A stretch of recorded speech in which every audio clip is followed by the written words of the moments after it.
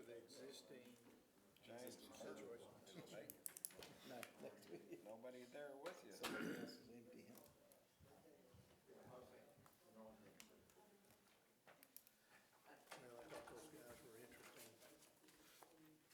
The two guys in particular, David and Mike, were really interesting in a way that one of them seems a little bit more sales oriented and the other one more technical. But they really seems like they match up. Well, they seem very real, you know, they seem like, you know, they were very upfront, this early stage. You know, they weren't, and kind of the technology overview and how they got here, that was really interesting, that was. Well, it'd be nice to see if that, How's your family? if they're able to follow through with it here. We'll see them early in Christmas. You know, give us a reasonable shot. Before Christmas. How about you? Will y'all be home? Close? We'll be here. Oh, yeah. Everybody's here. I got my daughter Heather that lives in Houston, and she may show up or not, depending on her college schedule. Everybody's here, but it's talking about something else, and I thought, no, she's not. Get ready for Christmas. I'm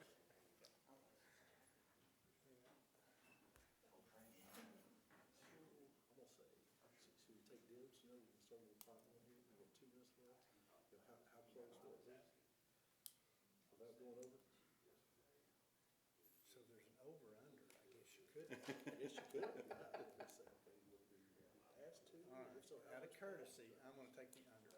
Take that, see, I would too, as long as she scares me. I'd be scared to do the over. I think I hear Melanie, he's talking about Melanie. I think I hear him. I'm gonna say, 159 and 10. That's- Oh, Man. we did that.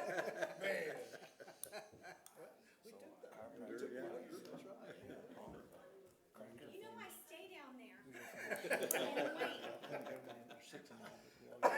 You know, one of these days, there's gonna be one of those And little, we use some you know, decompression table if for you had a this. golf tournament, it used to be, you know, it had a little mirror in it, and you looked up over the crowd, it's gonna be coming around the corner. You're gonna watch for My it. secretary went all the way to Lower because I didn't want her to do the decompression. I need to tell her. I'm the only certified like this for what we do. Sweet. And, but yeah, the guys in Lubbock, I've not met them, they advertise here a lot, and they do a different type of table than I do. But it's really good for that. It's really good for that. We'll come check you out. Okay.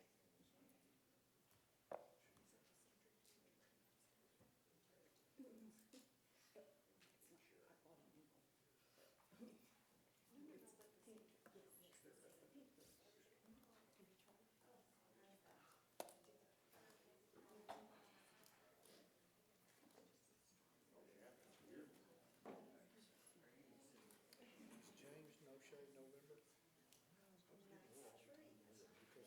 Cause it's, A little past due, isn't it?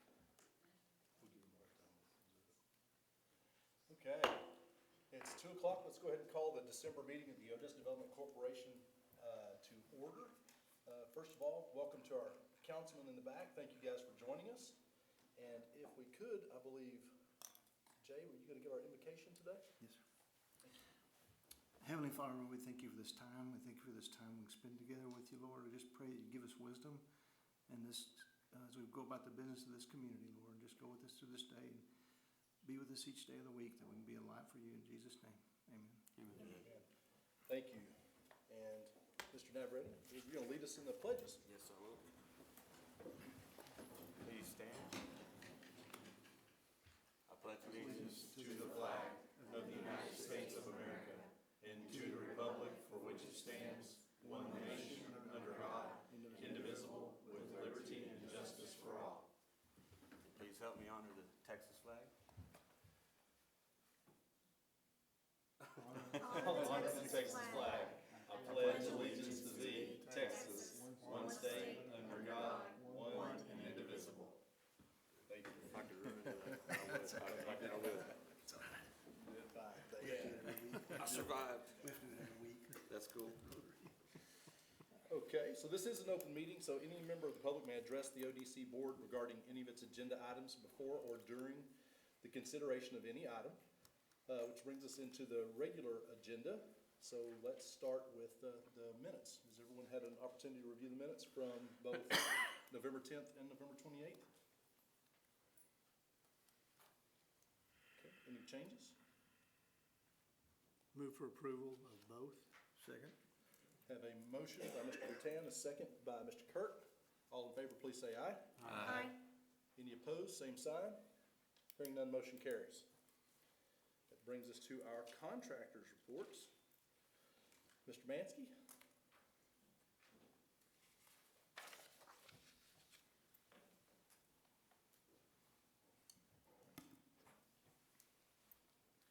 Good afternoon. Is this on? Yeah, okay. You'll find our report right after the 2 copies of the minutes in your packet. Page 1, it gives us once again some projects we're currently working on. Project Pump, I think I've gone over that with y'all. It's a local pump manufacturing company. Would result in 24 new jobs, $4.2 million in CapEx. Project, and if you see the italicized at the bottom, it says emailed questions to company. These are things we're waiting on a response for that company so that we can get that, depending on where they're at in the process, get it to like compliance, have them go through it, and then bring it before you. Project Castle, once again, project is still viable. Holidays are slowing the process. Faltery, they've actually sent us their agreement, but we had some additional financial information that we needed that's part of the requirement for the, or not the agreement, but the application. And we just have not received that yet, so we keep talking to them about getting that to us. Project Ophelia is a solar project. They were actually in town today because we're connecting them to another project that we're working on. Some of you were at a dinner last night we had. And there's a piece of property that they are interested in. And so I say, I'm bouncing around now. Project Lithium is the other project. And there's a piece of property that they may do what we call a co-location with the solar project, and they can share resources. And so we've been in meetings all day yesterday, today. Some of you, like I said, were at a dinner last night, and things have gone very well. There have been, sometimes you have a uh-oh moment. I shouldn't say this, knock on wood, but we haven't had one in the last 2 days. So it's moving smoothly. We hope to continue to do so. Driving from the site, we went out and looked at this afternoon in West Ector County. I called Project Frost on my way back in, and they're trying to get their application together. It's in the final stages, apparently, or accordingly. And so hopefully they will get that to us. My goal is to have that on y'all's January agenda so that you can consider that project. That's a pretty significant one. The numbers have increased. I need to get those changed. That's my fault on the numbers, but they're looking at, that's probably more $450 to $500 million as far as CapEx on that one at this time. And in Project Legion, that's the biggie, $24 billion capital expenditure. We're actively talking to them. I had a conversation via email with them this morning prior to breakfast. And then I'm going to skip over if we have it in here. May have accidentally left it off. It didn't have a space between it. You see Project Lithium up there towards the top underline. We've had them in town for the last, they're spent 2 days here with us, and it's been a great meeting. We've been talking to them since probably about May, but we didn't know what we were talking about or necessarily who we were talking to. Now we have all those answers. And the meeting's gone great. Yesterday they toured Odessa College. Last night at dinner we had a number of representatives. Right now as we speak, they're at a nearby location. I probably shouldn't say because y'all may run over there with the media, but no, not necessarily. But they're actually meeting with administrators over at Ector County ISD. So we're trying to give them the full range of things that they would be a part of if they were to come to this community. And so far the meeting's going really good. Following those, I think you're going to discuss Big Red later today, so I won't get into that. CTV coming soon, Nacero, we're all aware of those items. The next page you see local business retention and expansion. These are the businesses in the last month that we've gone out to see to find out what their needs are, how they're doing, and can we help them grow. and we're going to try to increase that list each month as we move forward. That's an old partnership meeting. You see our services and other activities. I'll turn the page and move on past the partner visits, and then you'll see our marketing report for November, and how many Facebook account reaches we had, Instagram, things of that nature, and it just shows you, and hopefully it goes up each month from there. I think last time I asked y'all if you had signed on to our social media stuff. Raise your hand if any of you actually left the meeting and did that. Or did it between last month and this month. What did I say last time? Shame on you? So I'll keep hounding you until you do it, and I'll be happy to answer any questions at this time.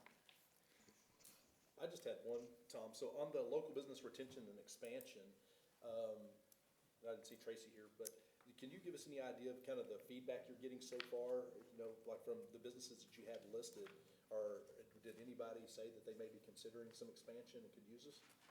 On the ones we have listed, let me see, because most of those this month were her visits.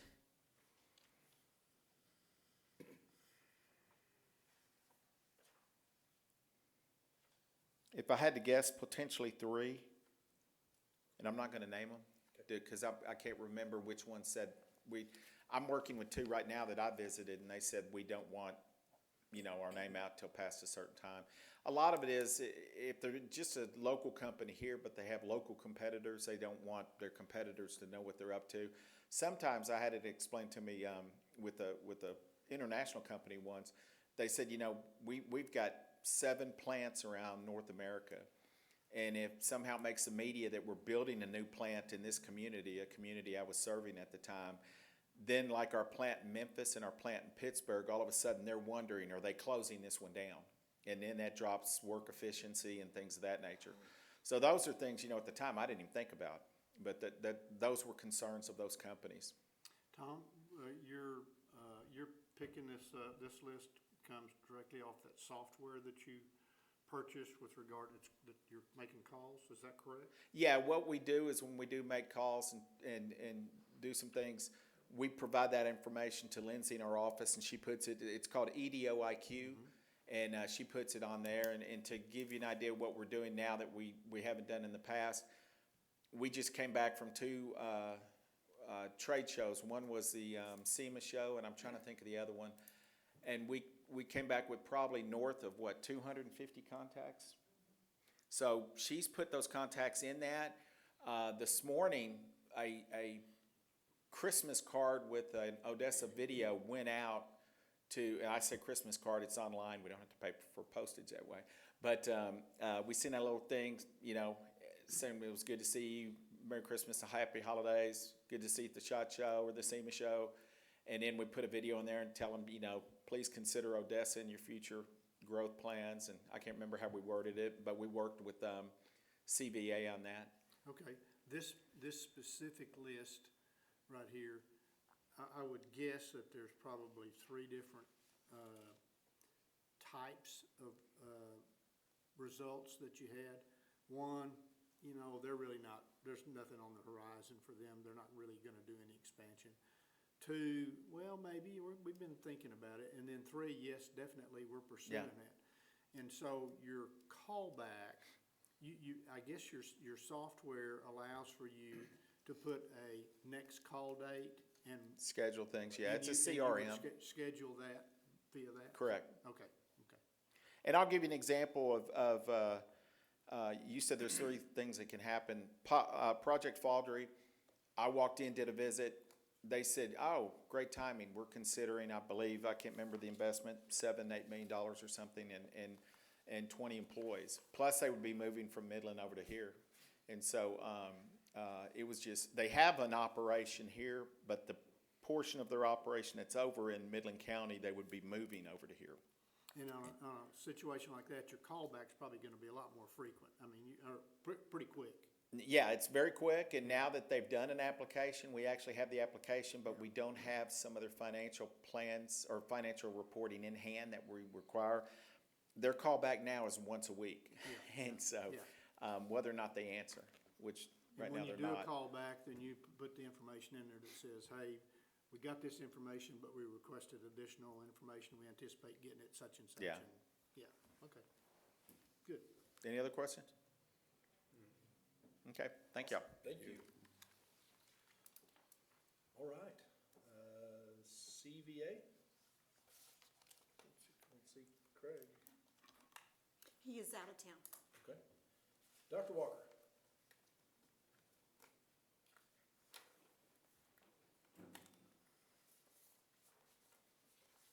Good evening to everybody. I was hoping Craig was here. That gave me a little bit moment of meditation. Hope everybody's holiday went well. And for lack of being repetitious, we're just going to touch on the high points. As in the report, our social media activity, it pretty much leveled off. And this is basically because of our big items, our big events, has pretty much run their course until next year. We were, on November the 4th, we were able to sit down with a entrepreneur who has a cleaning service. She's in the process of, she really needs a lot of tutoring. So we're going to see if we can get her to go out and get with the SBDC to kind of point her in the right direction. So she does a cleaning service. She wants to expand. She wants to increase her business and her clientele. But I told her it's a process. So we got with her, and I'm hopefully she'll get out to and go and visit with Tyler and the organization and get with them. We were able to kind of touch on with the businesses that we had done, did some research into the 6 businessmen that we had asked, kind of what is the reasoning for them not being in business. We went a little bit more into detail, and hopefully by the end of this month, we'll have everything kind of lined out, because one gentleman is pretty much going to have to replace his whole facility. So we looked into that, what the cost would be, what would be the cheaper process for him. So we've been kind of getting a little deeper into that process to see what we could do to help them. And probably pretty much we'd have to get a lot more people involved than just ourselves. We were able to, on November the 17th, I did our next to the last network workshop with the SBDC, which creating a financial projection, and we had the last one here on December the 1st. So we're done for the year with Tyler and their fine organization until the 1st of next year. How many people do you usually get to attend those workshops? I get the numbers will go to Tyler. And usually a lot of times we'll recommend a lot of people, and we'll get feedback, and they'll tell us pretty much they're going to log in, and I really don't know if they're going to log in until Tyler, they get with him or he gives us the numbers. So we completed our fundraiser, our Turkey Leg Tussle Domino Tournament, which we give all those proceeds to 2 organizations that are in need of repair, in need of funding. So that went well. And we are to the process. We are working with some other organizations. I talked to, as a matter of fact, we sit down and talk to the Chuck Wagon Gang and some different organizations. And we noticed that a lot of people are having problems with volunteers. We have some people that have come to our office and they're looking to volunteer. We sat down with them. We're going to probably get with the Odessa Chamber and with some other organizations and see if we can get some of these people signed up to help with some of our Keep Odessa Beautiful, we're going to try to spearhead this project to get more people involved, because they've contacted the office. Most of them are retired. They have absolutely nothing to do. So we're gonna try to get them in the volunteer pool so that we can help other organizations that need it, not just the Black Chamber, but other organizations as well. Any other questions? Any questions? All righty, thank you for your time and have a blessed Christmas. Thank you, Craig. Mr. Pat?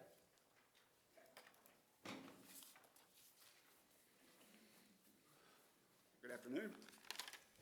Good morning. Can you hear me? Yes, sir. Okay.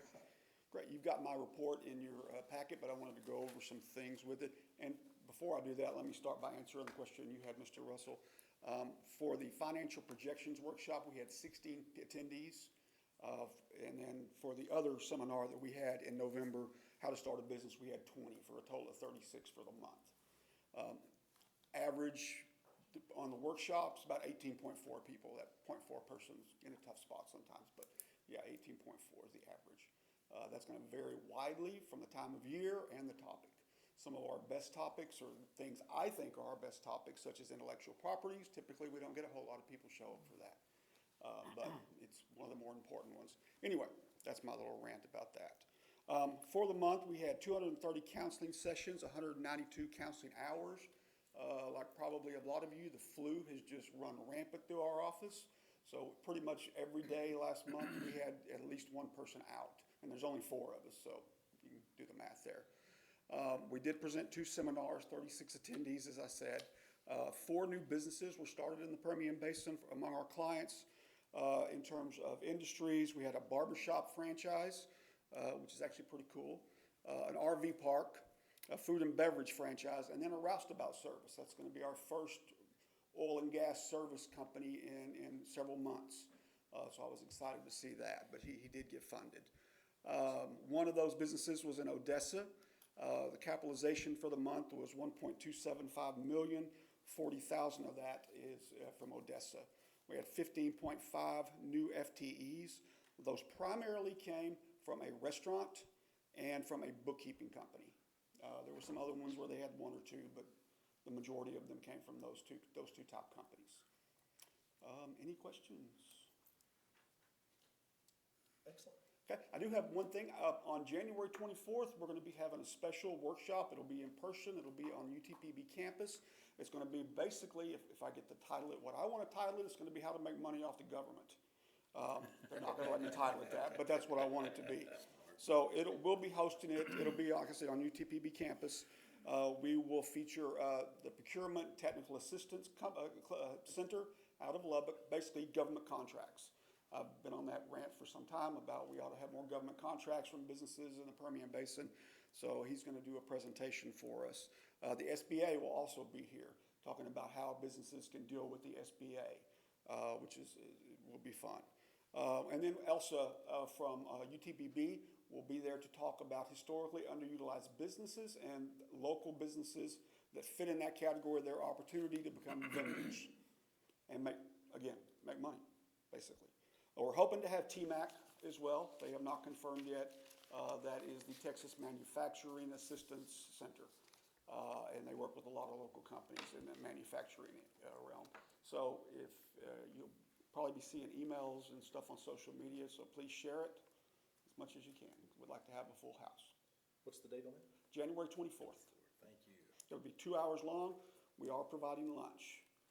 It is sponsored by BBVA Compass. So, all right, thank you. Thank you. Mr. Beecham?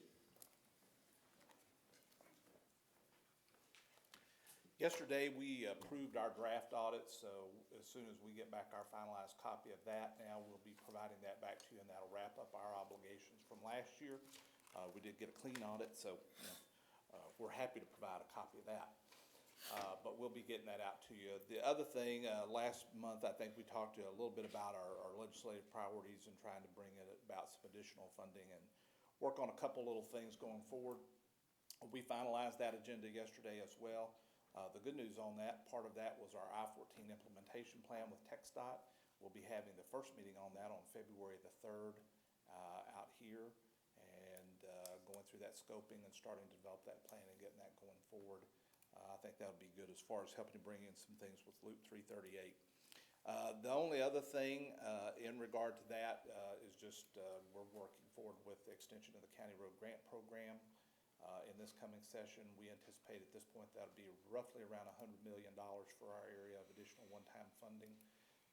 But since there is such an increase from 21 to 20 of about $5 billion in severance taxes, we think that $250 million of additional funding needed for the entire program statewide is pretty doable. So anyway, that's kind of our report today with what's in your packet, unless there's any questions.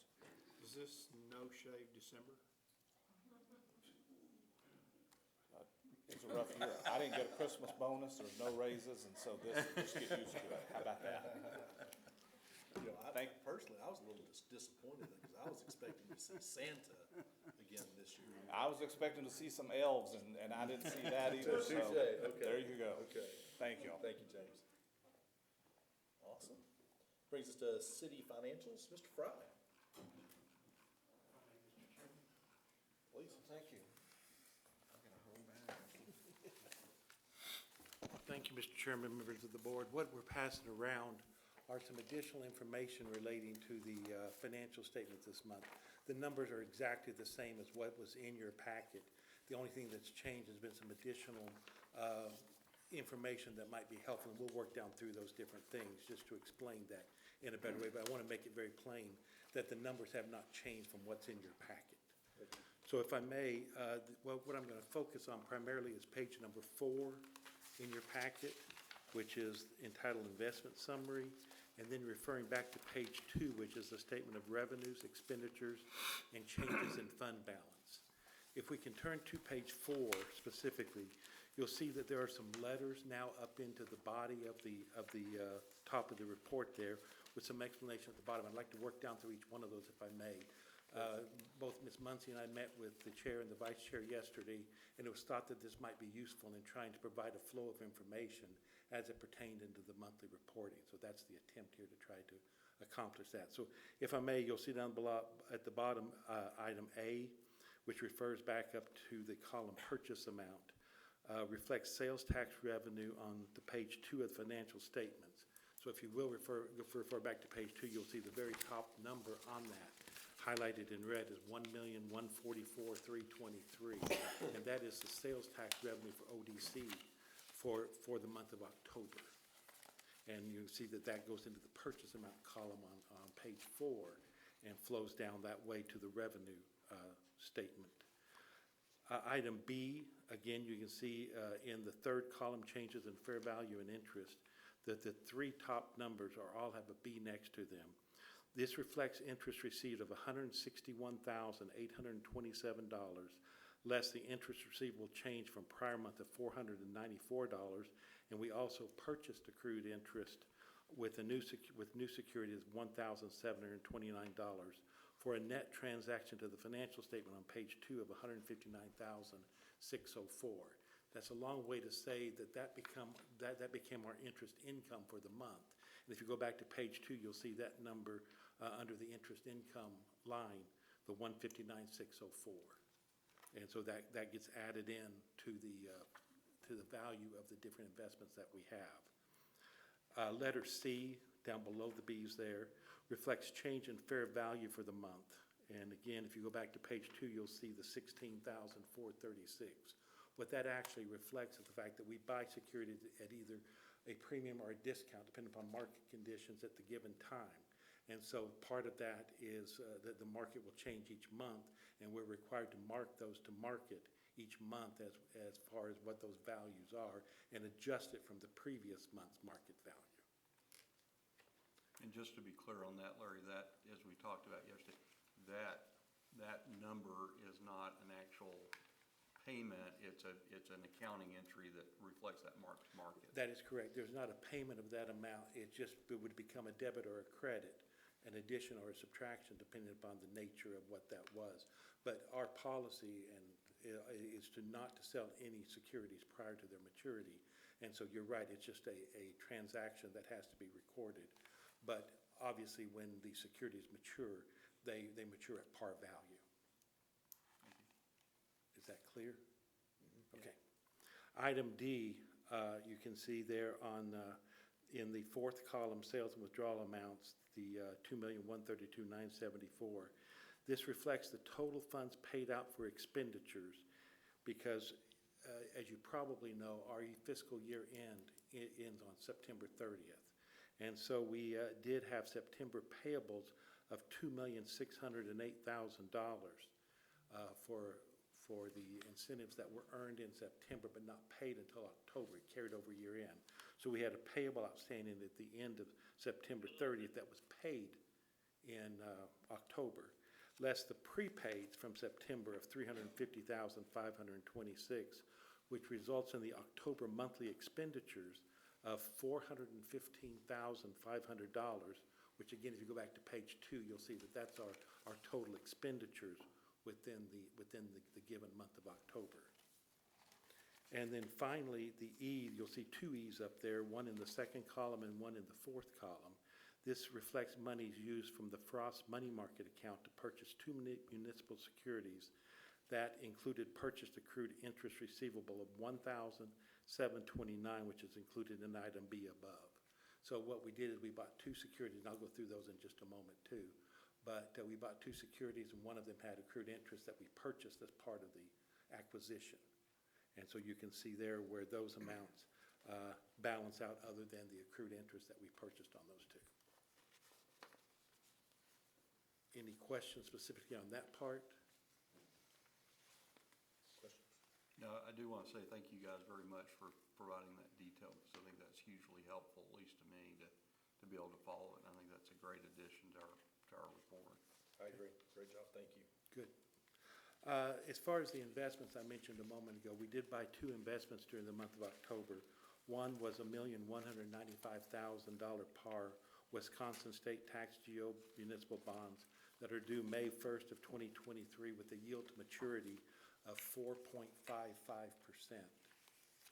Secondly, we purchased $1,200,000 par of Williamson County, Texas GO bonds due 2/15 of 24 with a yield to maturity of 4.54%. And so you'll see those reflected on page 6 of your report as they're added to the securities that we have in portfolio at that point in time. Finally, our sales tax revenues for the month, we got them in, and the ODC sales tax collections for December 22 were $1,110,386, which is an increase of $210,791, or 23.43% when compared to December 2021. On a fiscal year-to-date basis, the total collected for fiscal year 2023, which includes 3 months, October, November, December, is $3,440,170, which is an increase of $564,850, or 19.64% when compared to the first 3 months of fiscal year 2022. With that, Mr. Chairman, I'd be happy to address any questions or further explanation that might be needed. I just have one, which is, based on those revenues that have already been collected for 2023, do you think that we need to alter our budget at this time it was budgeted $11.5 million for this year? My personal opinion, and Ms. Muncy may have a different one, but I don't believe this is the appropriate time to change the budget. Obviously, what we collect is segregated for specifically the purpose of ODC, and as we go forward through the year, that might be something to look at, but I don't believe that would be the case at this time. Excellent. More questions? It is a very positive sign, though. That's fabulous. Okay. Thank you very much, Mr. Bryant. Again, I echo Mr. Russell. Thank you guys so much. They spent some time with us yesterday helping us to understand the financials a little bit better, and these explanations you put on the sheets are tremendously helpful. Thank you guys so much. Move for approval of the financial report. Second. Motion to approve by Mr. Boutin, a second by Mrs. Holman. All in favor, please say aye. Aye. Any opposed? Hearing none, motion carries. Committee reports. Partnership meeting? No, that was rescheduled. I mean, I think all that was directed to you. You in fact, chair that meeting. So I think you or somebody had a conflict with Yes. the dates.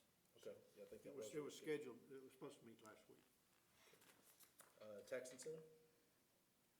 No, it only meets once a year. Okay. Hadn't met yet, but it should meet right after the first of the year, as I recall. Compliance, I don't think we have compliance committee meeting, do we? No. And advertising, no, not since the last change. And how about DOI? No. Nothing. Okay, thank you. Okay, that takes us to item 7, discuss, consider, and act upon RFQ for Odessa, ODC Legal Services. I asked that this be put on because I would like to see us consider bringing in outside legal that has a little more experience in economic development and economic development contracts. Jan, I spoke to you about it a little bit, but I wanted to just bring it up for discussion today among the board and see what you guys think and have you weigh in. I guess I've got a question. Exactly, what's the target? What are you trying to accomplish? What's the deficiency today, and what would you like to see if you had your preference? I would like to see our contracts being written a little bit more in favor of the city and the ODC. You know, and I don't know if you want me to go into the detail or not from our conversation with Dinner with Macero. I didn't mean to do that out loud. That's okay. But in the past, in my personal opinion, is that our contracts have left quite a few holes in them that companies have kind of taken a little more advantage of. And we've also had several issues, and I think I've brought those up to you over the past, where in some cases, ODC legally kind of conflicts slightly with the city. And so separating the ODC legal from the city legal, I think would be very beneficial. Okay, so I guess two things occur to me. One would be, have we in any way very directly communicated to the legal department what we believe are shortcomings? From my perspective, I don't think we really have done that, and maybe that's a failure on my part, but I think I guess what I would like, the first step, I think, should be communicate to them what you want. Where do you think those shortcomings are, and ask them to respond with regard to, here's how we think we can correct this. I mean, and it could be, there's a number of things that come to mind for me. Do we need some more training? We need specialized training in the area of economic development, contracts. I mean, or do we need to search to see if that can be and can happen? You know, over and above that, you know, do we need to hire a specialist for that? Does the city need to hire a specialist with regard to economic development contracts and whatnot? So those are the things that occur to me, but I think in order to do this in a methodical way and to get the best result, I think we got to start out pointing out where we think those deficiencies are, asking for a response of, okay, how can we fix this, or, you know, what would be the plan that comes out of legal to do that? I mean, I think I would maybe prefer to do that as opposed to, there's a problem, well, not a problem. You know, the Odessa Development Corporation is subservient to the city council. I mean, that's just the way it is. And I think there needs to be some homogeneous relationship inside legal that can serve both purposes and not conflict.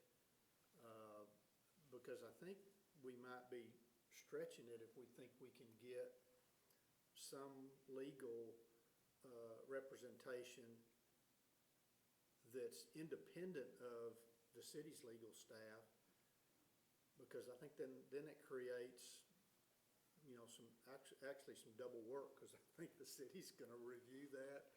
And how are they gonna mash together? I don't know.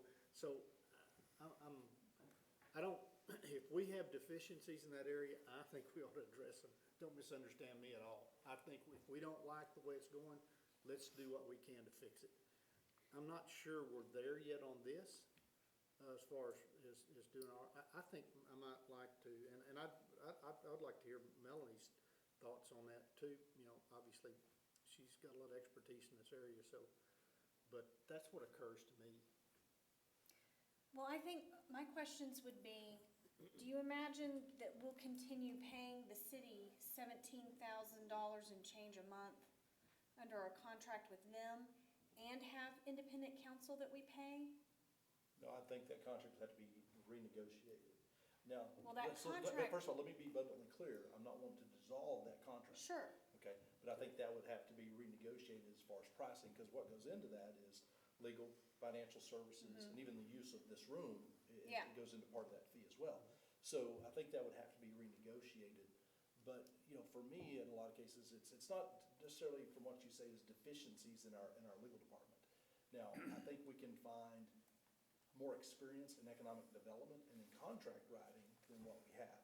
But my bigger issue is we've had several items that, and I brought it to you over the last several months, that it seemed like we had a conflict more of, kind of between ODC and legal and city's legal, to where it kind of puts our legal department in a position of, which way do I go? Do I represent ODC? Do I represent the city? And that's more of my thinking. Well, that's a complicated position for an attorney to be in, a difficult needle to thread. But we would want to make sure that we don't create a lag in our process, because what's going to happen is we have to decide who gets the pencil first. Are our attorneys drafting the contracts? And then city legal, of course, is going to have to review it and make suggested changes, because it also has to be approved by city council. I don't have an objection to looking to see what is available, but what is the timing? Because our contract with the city, I don't know that we can renegotiate it until it runs. I suppose we could if everybody's on board with I think we agreeing. can renegotiate it. We just, we're under contract for the period. I don't think we can Yeah. cancel it. For it to be amended, every has to Be on sign board off. with it. Right. So, It would be a time. It's a so balancing This is just an information finding, one, what experience is out there, what could they bring to the table, and what would it cost versus what we have. That's the only thought in this. well, I would want, when you're looking for attorneys with specific experience, please layer in, they need to have experience with open meetings Agreed. and public information, because we require representation on that as well. Yeah, great points, and I wholeheartedly agree with you. And I think, David, as far as the deficiencies, I think sometimes we don't know what we don't know.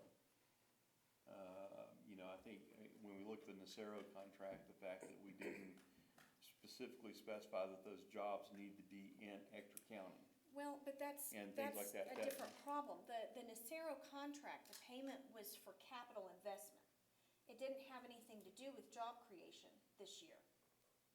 Okay? It's just the capital It's the investment capital portion. investment, and so But we- under It GAAP really didn't accounting spell out rules. capital investment, though. Yeah, I think- Yes, it did. Yeah, It said capital investment under GAAP.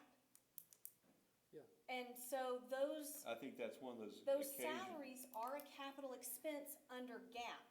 That wouldn't, I think that's I don't know how you- I think that's a great example of not knowing what we don't know.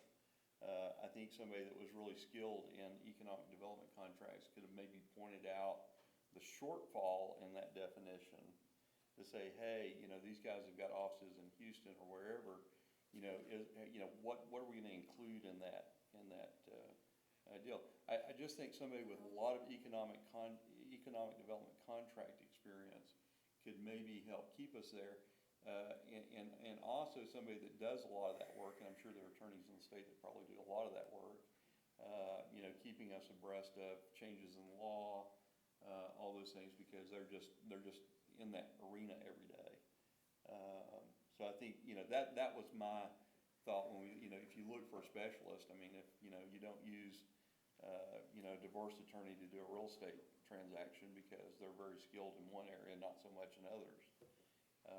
And so that's why I was interested in kind of looking out there in the world to see, what's out there. We may find nothing better than what we have, but I suspect there are some firms or some individual attorneys that have lots of economic development experience. They've seen a lot of contracts. They've done a lot of deals. They've been down a lot of roads, that they may be able to advise us on pitfalls to avoid. Well, and obviously, this isn't the conversation, but, and I understand where you're coming from on that. I think one of the things attorneys have to do is they have to make the definitions of things so specific that everybody knows what you're talking about. So when you tie a definition to something like gap accounting, which is codified, you know what you're getting. If that's not what you want, you have to know what gap accounting is to know. Anyway, I don't know if we're going to lawyer our way out of that kind of thing. We can try. I never object to getting information. Yeah, let's also, I would hope that we also all of us have the opinion that we're always gonna try to make our processes better. I mean, we're not gonna sit back and just relax. That we're gonna continue to look for the best ways for us to deliver the work that we wanna deliver. So, I don't know that, if you think about the Nacero project, it's by far the largest we've ever touched. So it kind of seems logical to me, and with regard to the way the economy's been in turmoil the last 2 years, I think it's logical that there would have been things brought to our attention where I looked at it one way, you looked at it one way, you looked at it one way. I mean, I think that was kind of probably built into the process, and it just popped out of there because it was such a huge project. So, and again, I think what we agreed to do was to go forward and understand that and ask the question, are there going to be any capital expenses that you are going to want to claim prior to the date of the contract? And if so, for what period of time? And then we'd have to agree to it or not. And so, I think that was an improvement. I think everybody. It was. Yeah, I think you kind of learn from every deal you do. Yeah, absolutely. So, but maybe the way for us to go forward is twofold, and I don't know who should do this. Should the legal department be doing the research or not? I mean, we can kind of talk about that. But we ought to be looking for, is there any additional training out there in the specific area of contracts for economic development? And can we take advantage of that if it's out there? Another option, or maybe another option, I'm sure that city legal has the ability to contract with outside counsel from time to time if need be. So maybe that's an option. Maybe if there's an attorney that we wanted to lean on for economic development contracts, but not for open meetings or whatever, maybe we can ask city legal to contract with that, and that's a reimbursement we could make Yeah, and on an as-needed basis. And I think there's one more point that let's don't miss this, 'cause I get the impression, I may be wrong, but everybody sitting at this table doesn't want to grow the government any more than it is. Now, that's not a slam against city employees. I think it's just a fact. It's a philosophy that so I think we need to understand, we've got a couple $100,000 a year we're spending on legal and administrative services, and doing something different, is that going to be more expensive? And I'm not afraid to spend money to make money, but I think we need to be cognizant of the fact, are we in effect going to grow the government, and we got to be careful in that regard. I think that there are some options that are well worth exploration, whether it's our own on-retainer counsel, or whether it's somebody that the city contracts with from time to time to make sure that things are handled in a way that we're comfortable. You could appoint a short-term task force to look into this if you want to. Yeah, I mean, I think that would be good, and with those ideas that you brought up, absolutely, let's look at it both ways and say, as an attorney with this, would you be interested in doing that? Let's call on you on a case-by-case basis as needed to weigh in, price that one way, and the other is, because still the other side is, what do we do in these cases where we do have a little bit of a conflict that we see, and putting our legal Whoever team it in a is, position. yeah, is gonna have to work very Yeah, I'd be very collaboratively much with for that. city legal. Oh, So, there's no question. Yeah, Yeah, I'd be all about that, but I think that's how we could structure this, is just exactly like what you're saying. So we've really got, it sounds like we've got three potential roads. One, our own council. One, some type of outside ad hoc contract counsel. And the third one would be just getting additional training for the current city legal. and that kind of training, that ought to be something that And it may we'd be all, be comfortable. it may be some of reimbursing the the city combination for. of a couple of And things. the first two, we need to understand that this organization is subservient to the city council. And is the city council going to agree Be amenable to that, yeah. to additional legal services paid for? So, Correct. but I would agree with your.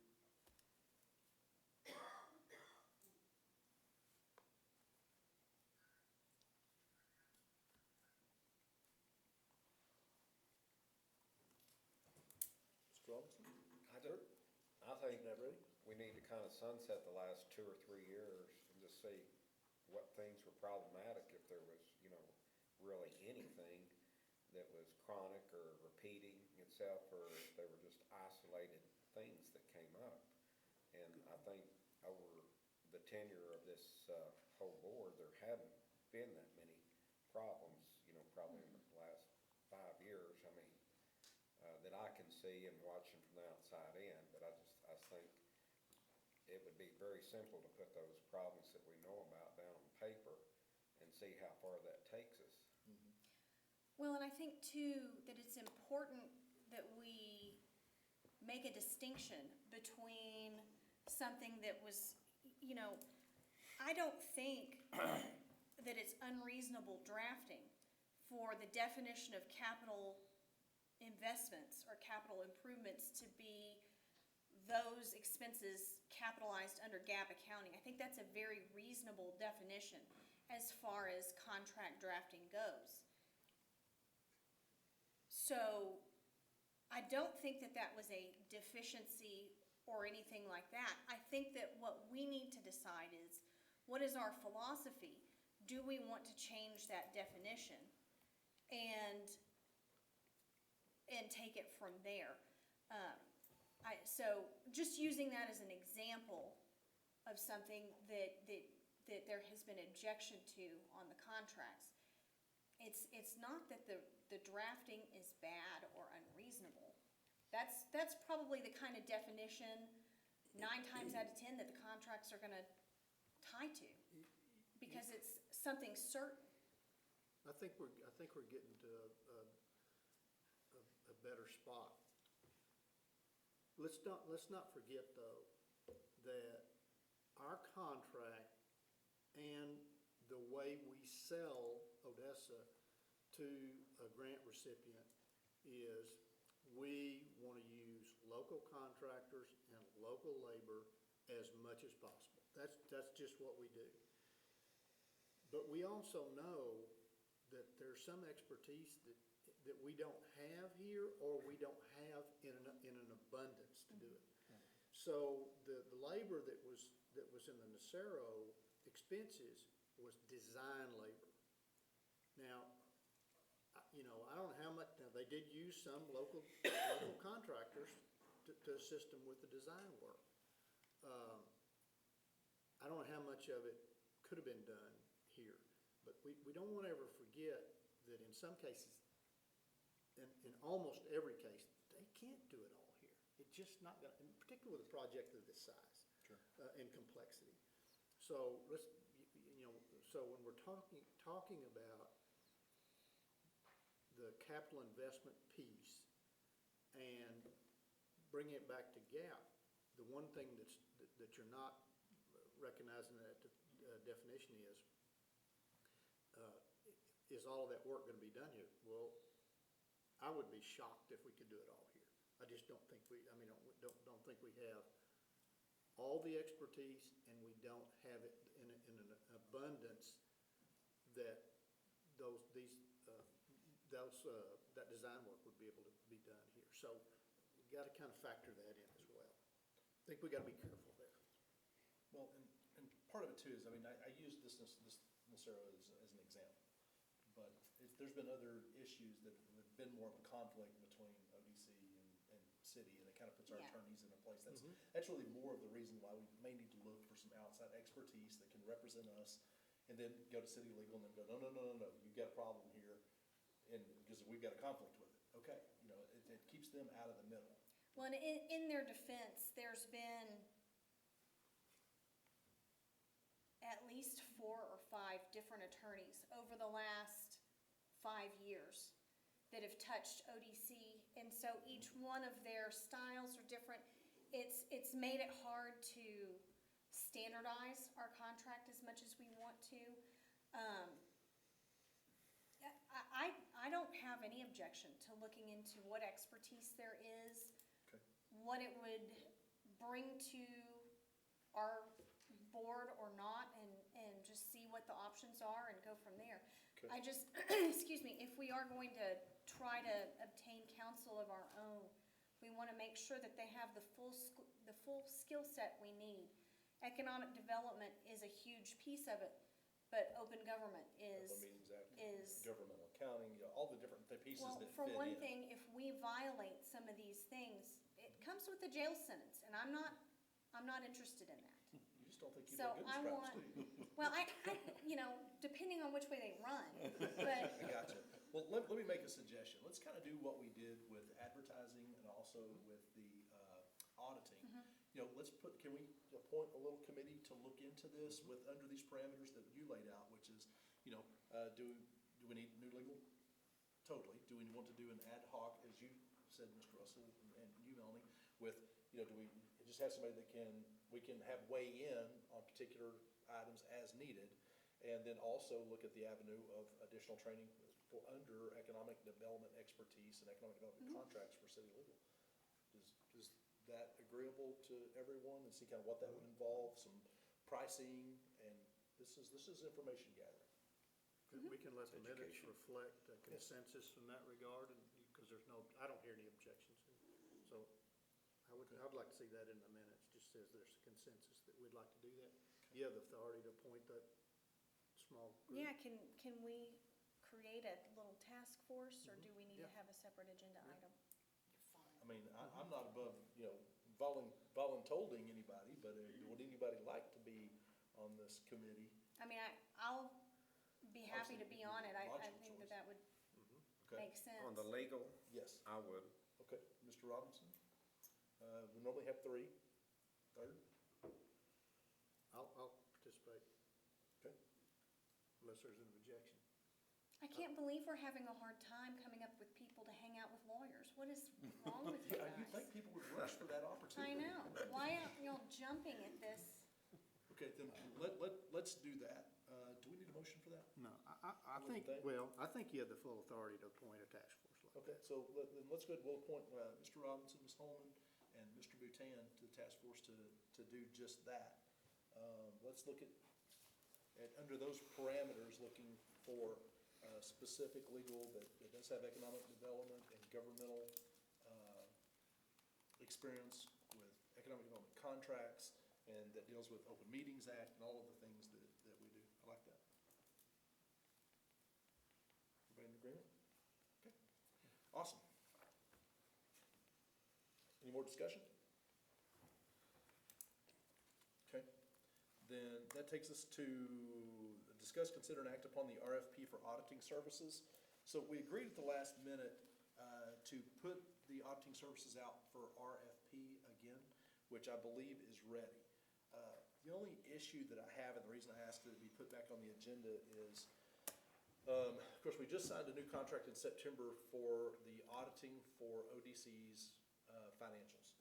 And the RFP that we had that we're going out again was for contract verification. Since we are putting this out again, and I know that other contract doesn't come up until September, I would like to see us have the RFP give us pricing both ways, just looking forward into the future. So we're doing the due Both ways diligence meaning for for the the ODC audit of financials? as well as the contract verifications. How will that work? I assume our audit is hand in glove with the city's audit. Is that correct? It's all done as, At one time? Yes, the audit is performed by the same group for both because the records are in the same system, okay? As y'all are aware. ODC is a fund within the accounting system of the city of Odessa. So the plan is to start in probably May to do an RFP for the city, and it would include as a subset of it the ODC audit, because it's the same processes for purchasing, for making payments on checks, for receipting in money, for all the processes are the same. The only difference is you have a council overseeing the city, you have the board, but the council also oversees the board. So it's a big hassle for us to have two different audit firms come in and one do the city and one do ODC. And that's It's a gonna, lot of and duplication. that's gonna go out in May, is that what you said? Yes. would it create additional expense? Probably Do so we have to ODC a different, because you would have to have them know all the familiarity of the different systems and I think we everything. would know that in the RFP, as far as when we get pricing back. As to Okay. whether or not it creates I additional just- expense. I didn't know how that would work with having it, because there is an overarching city audit, and I think that we're a piece of that. Cindy, and I don't wanna throw a big wrench in this thing, but maybe the most expeditious way to do this from ODC's perspective is, could we modify the subset for ODC to include the compliance auditing component? In other words, I know we're getting ready to send this thing out, we've done a bunch of work to pull it together, but does it make sense that ODC's auditing services has one component to it, which is those compliance things? No, I mean- Does that not work very well? Technically, I would say the preferable thing would be your compliance services are done by somebody differently. Okay. We work very hard to keep Weaver Compliance Division totally separate from Weaver Auditing. They're large enough that they do that. That's good enough for me. I mean, that was one of the things why when we sent out the RFP for the compliance, that we were trying to send it to local area, the Midland, Odessa, some of the smaller firms that could do things like the compliance stuff, CPA firms, but not necessarily be what the city looks for in an audit firm, which is to find someone that does comparable type work in the, to be able to handle cities our size or larger, okay? So like when, in the past, when the city's taken their auditing services out, they would get some that replied back that did Andrews or Seminole or those types of cities and not necessarily have anybody our size. Well, it's generally better to have somebody our size because they're used to dealing with the complications that come with that size. Does that make sense to y'all? I'm good with that. So, So we're gonna go forward with, for sure, well, I don't know if it sounds logical to me. would go on with sending out the RFP, and then, understand that should be kept separate from, we shouldn't have. It wouldn't be, shouldn't it's necessarily- not one project, it's two yeah, different things, it's our and financial it audit and would then be the better- compliance one. It could be better if we had different consultants doing it, a different consultant. So, my thought was to go ahead and do the due diligence, because ODC does pay for our audit separate, it's done, I realize they may do it in conjunction with the city at the same time while they're in the system gathering all the information. We'll pull out the ODCs and do theirs over here separate while we're over here doing the cities. But in the end, whoever does it is still gonna have to go in and pull that information out of the system. We also want to make sure we understand if we're creating more work for Cindy and her department by separating out our audit from the cities. Is that something, is that going to create, excuse me, additional burden for city finance? I think if we're talking about a May timeframe for when the city's going back out for bid on the whole audit package, I think I'd be okay with just keeping the compliance part there now. And then as we get ready, as the city gets ready, we'll of course have some input, I'm assuming, on that, on that May package as well, so that may be the time to kind of circle back and readdress the financial As long as side we're of it. doing the due diligence, because it hadn't been put out in a while, so I'm okay with that. I just wanna make sure we're crossing our Ts, dotting our Is, we're getting the biggest bang for our buck and taking care of business.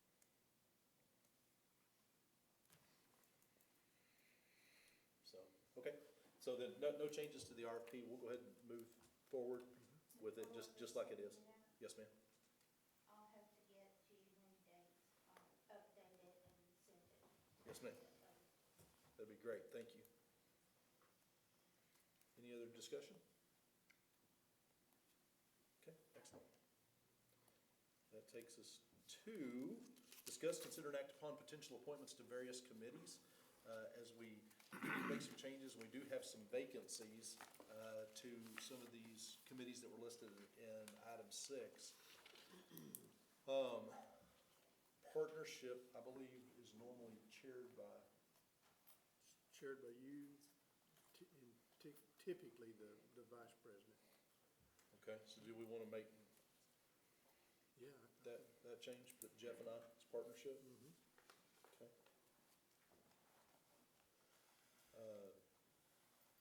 And so, guys, we've got Melanie and David for tax incentive. And we have some specific expertise that nobody else has. I'm just, I like If to- somebody else wants it, Once a go year. for it, it's not, It's just why we're doing it, we'll go down Well, through. let's make sure, we have I could certainly do one brand new compliance. member here. This tax incentive committee looks at abatements that have been provided as incentives for economic development, and did those grantees, if you will, or recipients of the abatements, did they comply with everything they were supposed to in order to get the abatement? That's really, it's a little more than that, but not much. And there's representatives from each taxing entity. Yep. Presumably at that meeting, if everybody shows up. I mean, it's really exciting. And it meets once a year. It meets once a year. That's the reason I like it. If you guys would like to stay on it, if you guys would like to be on it, If somebody else wants to jump on it, that's fine with me. I'm happy to continue serving on it too, just, whatever. did you guys have any interest in serving on it? Do you guys have any interest in staying? Okay, let's keep that one the same. All right, that works. Okay, Compliance Committee, currently ex officio, it was Melanie and I and Chris, and we now have a vacancy. I'll do it. Mr. Robinson, Compliance? I'll do compliance. Okay. I don't know why my name is misspelled, because it's spelled right twice, and then, Left off an end, didn't it? Ran out of ink. just for clarity, that is me. Yes. Gotcha. I don't know. I'll do it. I'll take the blame for it no matter what. How's that? Well, you were going to anyway, so. Yes, ma'am. You're gonna get it. I appreciate that. Okay, so we'll add Larry. Advertising committee is currently Dr. Kirk, and it was Tim. Anybody else want to be on advertising? I don't mind being back on there, I've been on there before. Also wonder if Mickey might wanna, and we can have 3 on there, so. I'll do it. I'll do it. Okay, So, the two of you? yeah, Or 2, all of- yeah. Cool. So Dr. Kirk, Mickey, and Jeff? Okay.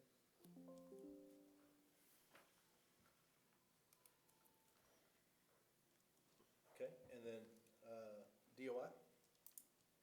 I enjoy doing that one. I'm happy to continue working on that one. Larry is great on it. Valuable on that one too. Okay.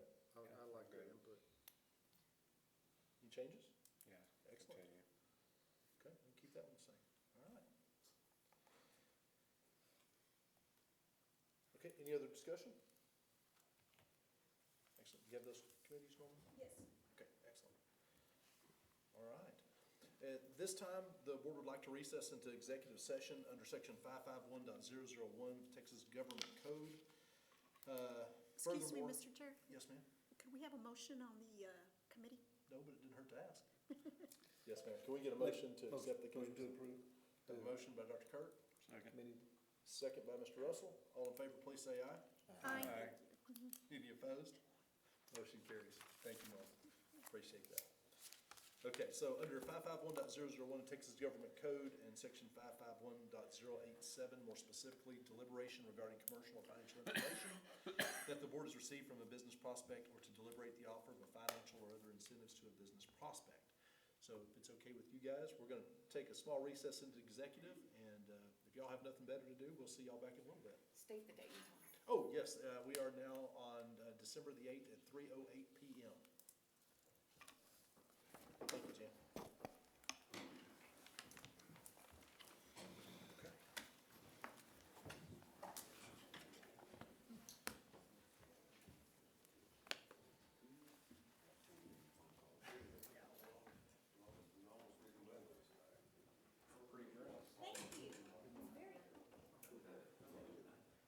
Tom, are you gonna join us? I don't think you're. Taking a break at this meeting. Sorry I missed you. Tom? Oh, son? Yes. Everything okay?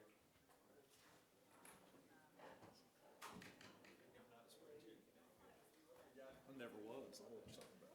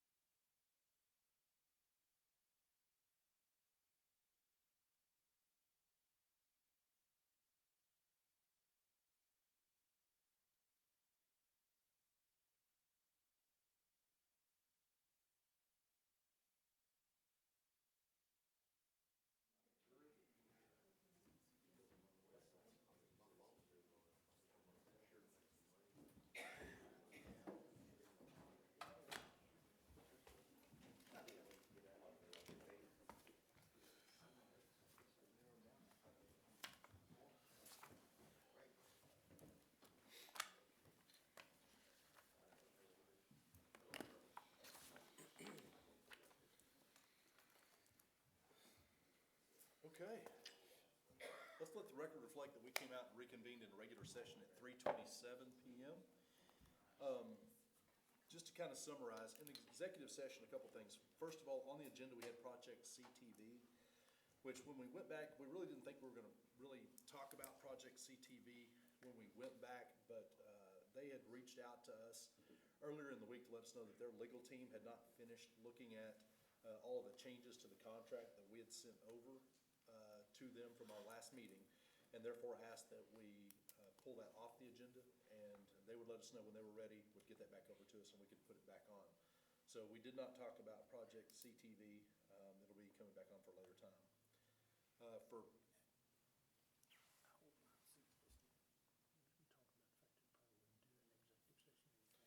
Yeah, and with that also, for Project CTV, because it had already gone to council for approval, we really wouldn't have done that in executive session anyway. I think that was actually put on the agenda in error by me, so. But when it comes, when we are ready to come back on Project CTV, it'll go into regular session. So, Project Big Red, with some changes in that particular submission. They brought a submission in about a year and a half ago, and at that time, it had gone through Compliance Committee, a recommendation was made and actually agreed upon by the ODC board, but Project Big Red decided to postpone that, and they were looking at purchasing a building, I believe, and having moving their facility. Since that point in time, since the contract was not completed, they came back to us and said, yeah, we're actually ready to move forward, but some things in the financials have changed. And so we have directed that this be sent back to Compliance Committee and new financials be ordered, and look for a new recommendation from Compliance. We're hoping that they can meet between now and our January meeting and come back to us with a recommendation at that point in time. Pretty much covered? Oh, yes, and also in the process of doing this, one of the things we talked about that came to our attention is one of our new board members, Mr. Navarrete, hasn't done our orientation yet, so if we could, we'd like to try to get on the schedule with legal and with financials, and possibly even have the chairman of compliance, Jefferson Cox, set in for an orientation meeting with Mr. Navarrete to bring him up to speed. Thank you. Thank you. Since this is an open meeting, citizens' comments on non-agenda items are allowed at this time. Do we have any citizens who would like to make any comments on non-agenda items? Okay, seeing none. Date for next meeting will be this second Thursday.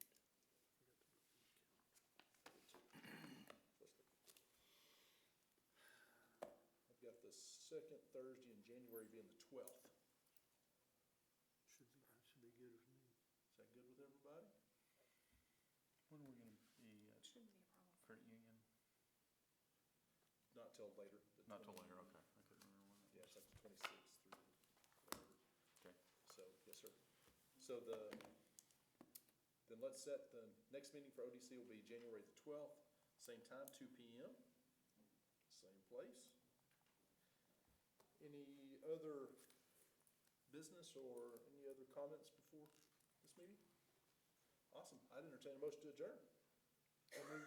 Second. Have a motion and a second. We stand adjourned at 3:31.